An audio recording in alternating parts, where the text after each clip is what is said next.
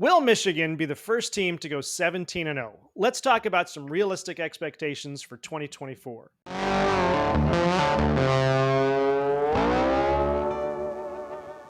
Welcome to the Point a Minute Show on Michigan football at the voice of college football, where we average one outstanding point for every minute of video. My name is Cliff. His name is Mac. Let's get into it. As you know, Michigan had a perfect season last year with three consecutive wins over Ohio State, three consecutive Big Ten championships, and of course, capping it all off with the 2023 National Championship. This year, there's been a lot of changes, though a new head coach, a new OC, and virtually an entirely new starting lineup.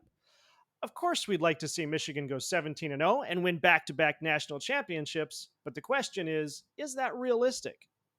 Mac, you've looked at Michigan's schedule this year. What's the floor? What's the ceiling for the regular season? All right. Yes. So I've studied this very intently. Okay.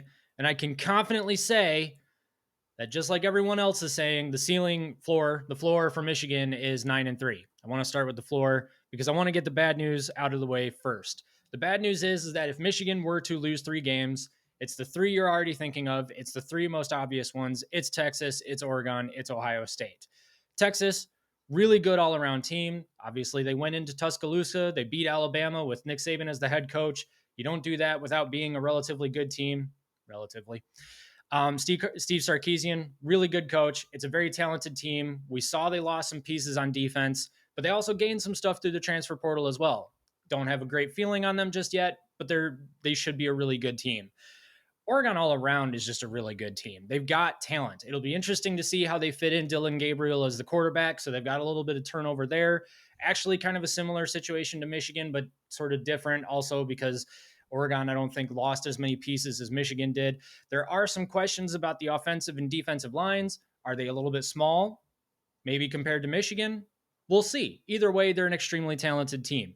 And then Ohio State. Ryan Day shelved out about $20 million to try and feel better about his inability to coach a good football team.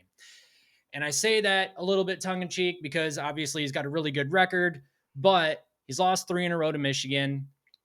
He's kind of on the hot seat, even though I've actually been a Ryan Day defender and I don't think he should be. But still, $20 million should theoretically buy you a fairly talented roster at this point. So if Michigan were to lose to them, talent is probably why.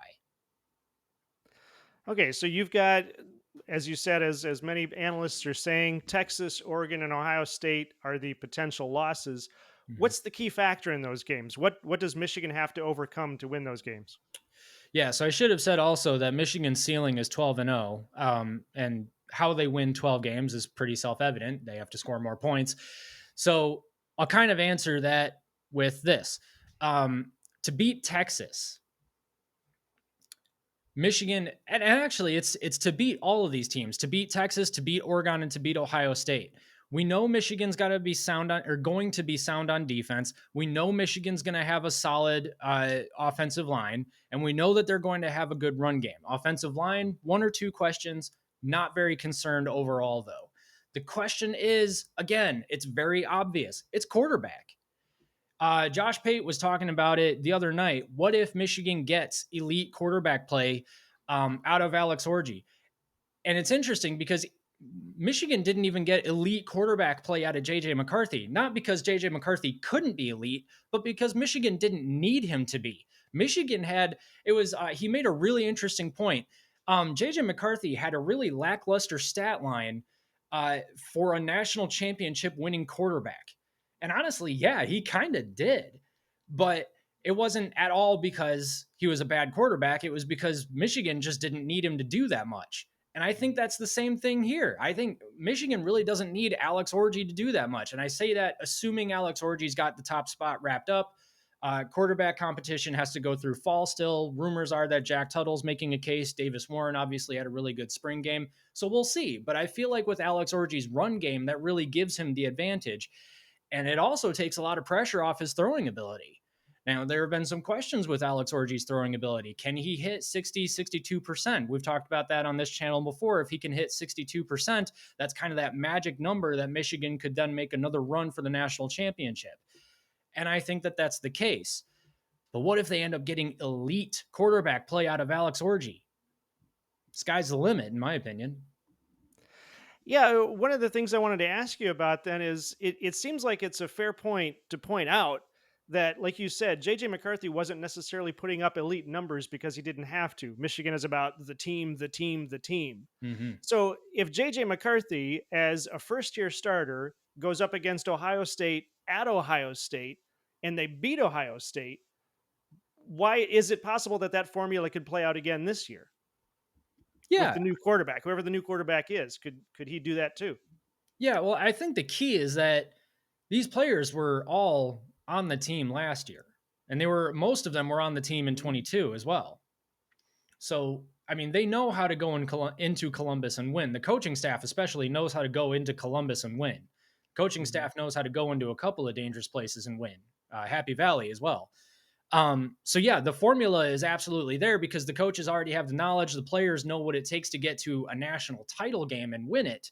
So yeah, they can absolutely go into Columbus and win it again. The interesting experiment with this game, though, is what happens when you've got it's almost quite literally development versus uh, dollar signs.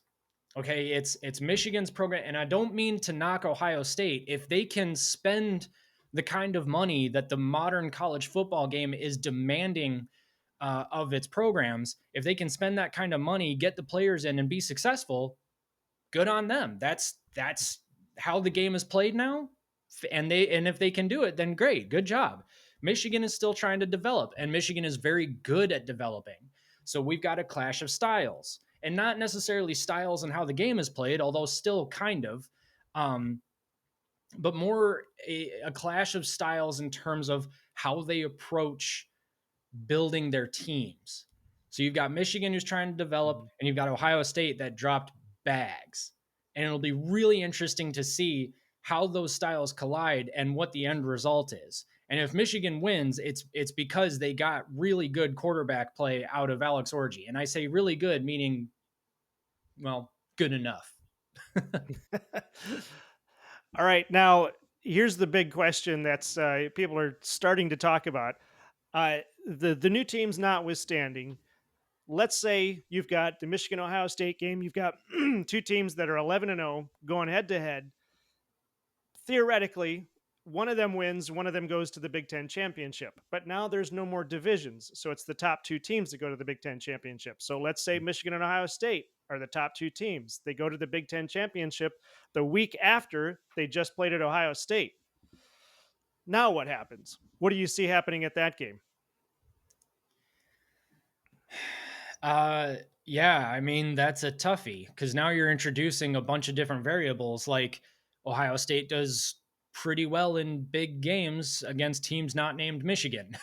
um, Michigan does really poorly in big games against teams not named Ohio State up until 2023, obviously. So one season does not a trend make. So Michigan still kind of has that, can they perform in big games consistently sort of thing, which, 22 really helped with winning at Ohio State. That was a big game. They played well, but then they lost to TCU. Okay.